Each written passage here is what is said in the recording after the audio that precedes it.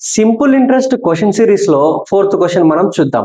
Question లో ఏమి ఇచ్చాడంటే మీరు వచ్చేసి 15,000 ఒకరికి అప్పుగా ఇచ్చారనుకోండి.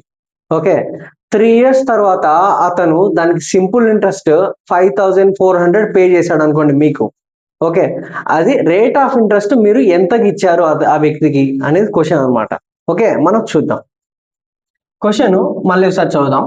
The interest earned on 15,000 rupees in 3 years at simple interest is 5,400. Find the rate of interest per annum. Rate of interest కనుక్కోమన్నాడు.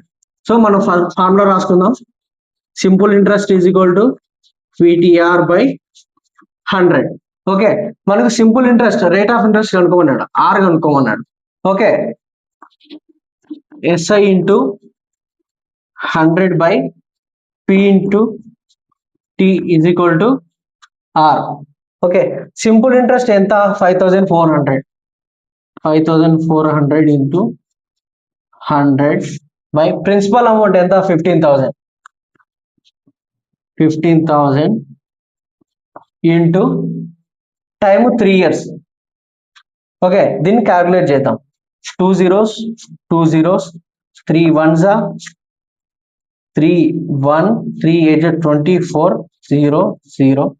Okay, ఇక్కడ ఒక 0 ఇక్కడ ఒక 0. 15 ones 15 30 15 2. Okay, 12% rate of interest అన్నమాట. Okay, 12 is the correct answer.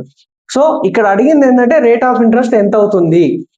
మీరు కొంత amount ఒకరికి ఇస్తే కొన్ని సంవత్సరాల తర్వాత అతను మీకు కొంత అమౌంట్ సింపుల్ ఇంట్రెస్ట్ కలిపి మీకు ఇస్తే రేట్ ఆఫ్ ఇంట్రెస్ట్ మీరు ఎంతకి ఇచ్చారు అనేసి క్వశ్చన్ అడిగాడు అనమాట.